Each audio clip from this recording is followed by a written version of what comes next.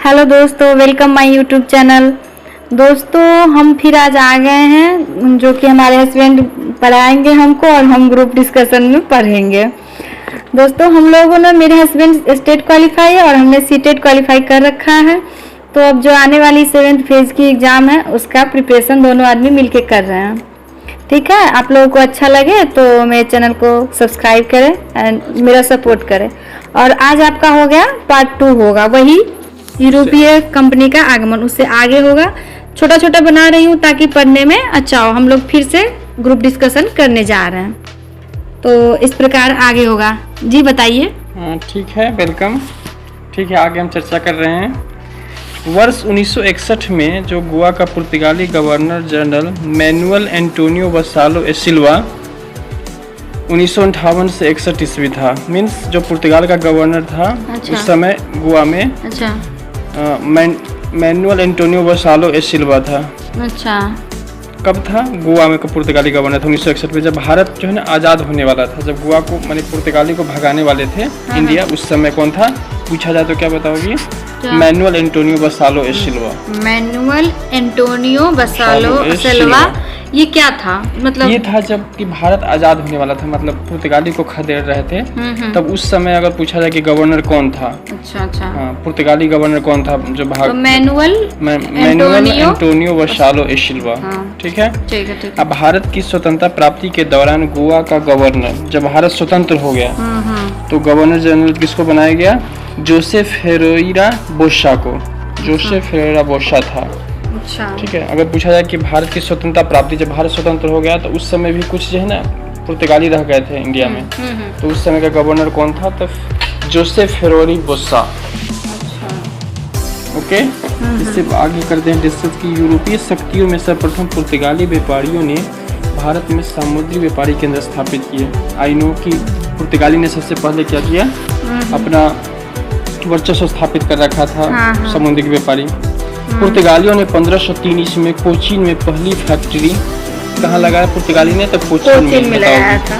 तथा 1505 ईस्वी में कन्नूर में अपनी दूसरी फैक्ट्री स्थापित की। दोनों कैसे हैं देखो, कोचीन और उसके बाद कन्नूर। 1503 में कोचीन में और 1505 में कन्नूर में लगाया। ठीक है। दोनों कहाँ पड़ता है?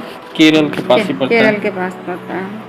1534 में पुर्तगाली ने बंगाल के शासक गियासुद्दीन महमूद शाह से सतगांव और चटगांव में अपनी फैक्ट्री स्थापित करने की अनुमति प्राप्त कर ली। किसने? पुर्तगाली ने। किससे प्राप्त की? तो बंगाल के शासक गियासुद्दीन महमूद शाह से। सतगांव और चटगांव ये कहाँ पड़ता है? कोलकाता में पड़ता है। ओके।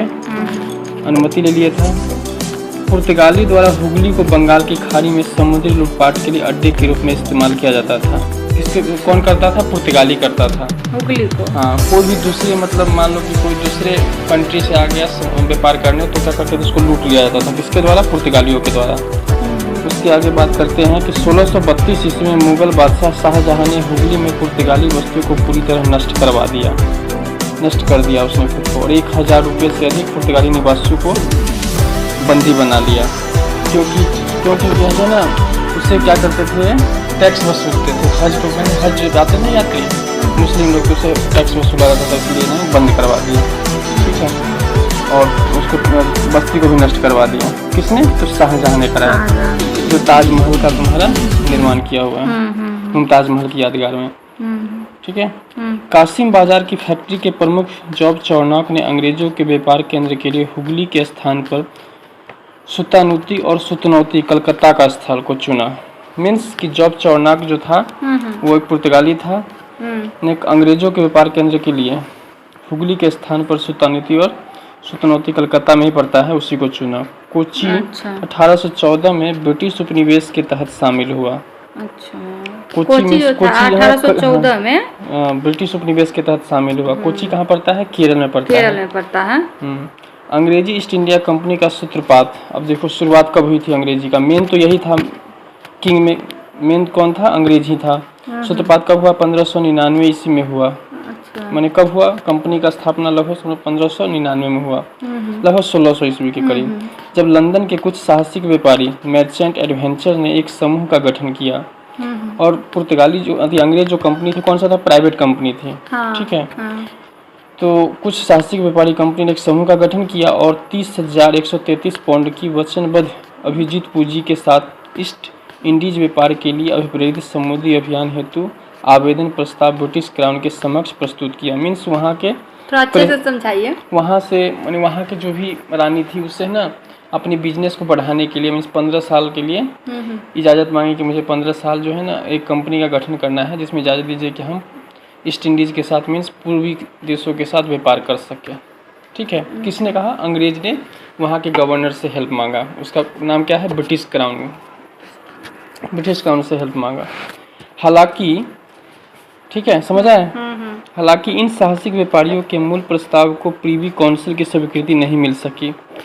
मीन्स जो था उसको स्वीकृति उस समय नहीं मिली। तथापि अगले वर्ष के वे पुनः एकत्र हुए और माने उस समय तो मिली नहीं, तथापि अगले वर्ष वो पुनः एकत्र हुए और इस बार उन्होंने ब्रिटिश काउंसिल की पूर्व सहमति से ईस्ट इंडीज अभियान हेतु जहाज एवं अन्य साजो सामान खरीदने प्रारंभ किए तथा अपनी पूंजी को भी बढ़ाकर 68,373 पाउंड कर दिया। इसको थोड़ा अच्छे से समझाइए। मीन्स ये है कि उसने डबल राशि कर दी ताकि अपनी स्वीकृति मिल सके, मैंने लाइसेंस प्राप्त करने के लिए, ताकि हम इंडिया के साथ व्यापार कर सके। अच्छा। तो एक एडवेंचर बनाए थे, जॉइंट एडवेंचर। अच्छा। जो मतलब बहुत पैसे वाले लोग सब थे।